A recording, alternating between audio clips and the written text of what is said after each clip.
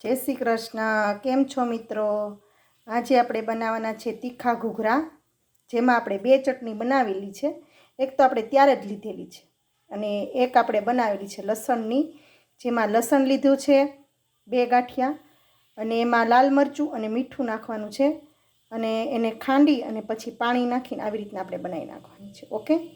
અને હવે આપણે બનાવવાની છે મીઠી ચટણી, જે આપણે ગોળ આંબલીની બનાવી આ એવી ન હોય, આ ખાંડ અને લીંબુની બને છે। તો હવે આપણે એમાં ખાંડ નાખી દેશું।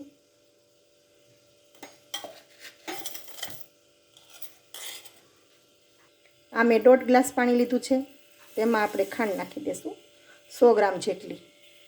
ખાંડનું પ્રમાણ થોડુંક વધારે રાખવાનું છે। તેની સાથે જ આપણે તપકીનો 2 ચમચી ઘોળીને રાખ્યું હતું તે નાખી દેશું અને ધીમા ગેસે ઉકળવા દેશું। હવે આપણે આમાં ફ્રૂટ કલર નાખશું। આપણે જોઈ શકો જરીક અમથો જ નાખશું તોય થઈ જશે, સરસ એનો કલર આવી જશે।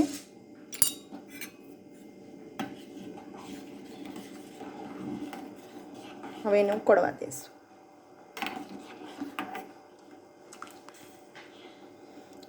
આપણે લીંબુ અત્યારે નથી નાખવાનું, બંધ કરીને નાખવાનું છે, પછી જરીક અમથું મીઠું અને લીંબુ એક નીચવી દેશું।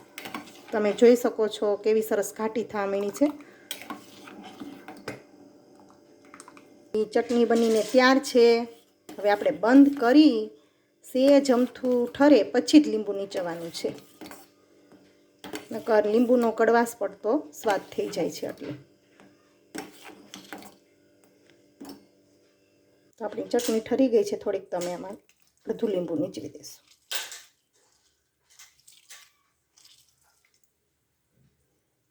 સરસ હલાવી દઈશું।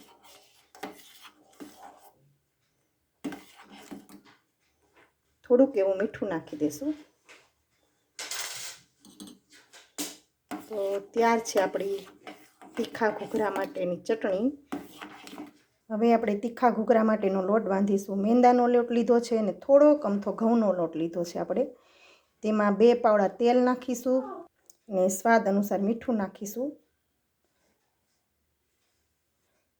મુઠ્ઠી પડતું મોણ નાખેલું છે આપણે, જોઈ શકો છો તમે। હવે આનો સરસ લોટ બાંધી લેશું। તો આપણો લોટ બંધાઈ ગયો છે, તમે જોઈ શકો છો। આવો જ આપણે રાખવાનો છે, બહુ ઢીલોય નહીં ને બહુ કઠણય નહીં। આપણે તીખા ઘૂઘરાનો મસાલો બનાવી લેશું। તેમાં 3 મીડિયમ સાઇઝના બટેટા લીધા છે। તેમાં ઝાઝું કશું નથી નાખવાનું, ખાલી ગરમ મસાલો, નમક અને લાલ મરચું પાવડર।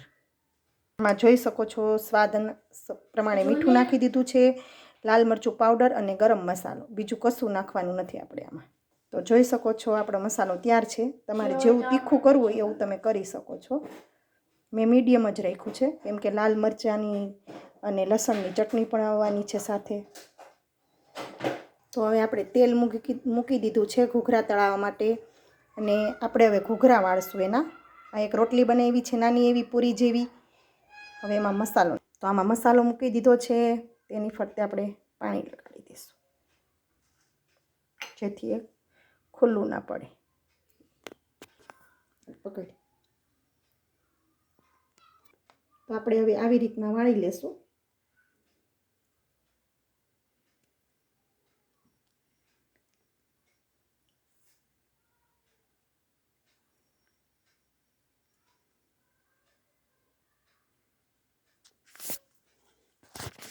તો સરસ આપણે ઘૂઘરાનો શેપ દઈ દીધો છે। ઘૂઘરા બની તૈયાર છે। તો તેલ પણ વધારે ગરમ નથી કરવાનું, થોડુંક જ આમ ગરમ કરવાનું, જેમ કે આપણે જોઈ શકો છો આવી રીતના એટલું જ ગરમ કરવાનું છે। હવે એમાં આપણે ઘૂઘરા નાખી, તો આપણે ઘૂઘરા નાખી દીધા છે। હવે થોડીક વાર તળાવવા દેશું, અડવાના નથી, થોડીક વાર પછી જ આપણે એને હલાવશું।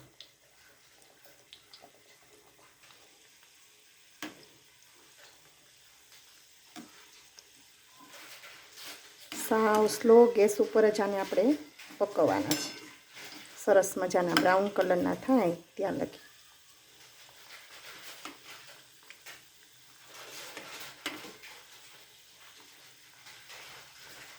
તમે જોઈ શકો છો સરસ મજાના ઘૂઘરા તળાય છે. હજી આપણે એને થોડાક તળવાના છે, બ્રાઉન કલરના થાય ત્યાં લગી. તો આપણા ઘૂઘરા સરસ મજાના તળાઈ ગયા છે. તમે જોઈ શકો છો ઘૂઘરા કેવા બન્યા છે. હવે આપણે એને ગાર્નિશિંગ કરશું. મીઠી ચટણી, લસણની ચટણી અને ગ્રીન ચટણી અને સેવ. પડ પણ જોઈ શકો છો કેવું ક્રિસ્પી થયું છે બહારનું એકદમ. હવે પહેલાં આપણે લસણવાળી ચટણી નાખશું.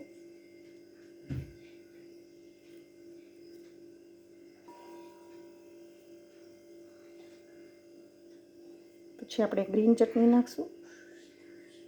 તમે જેવું તીખું ખાતા હોય એવી રીતના.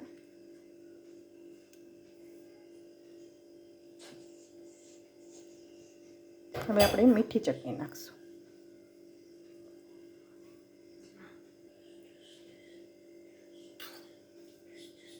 સેવથી ગાર્નિશ કરશું.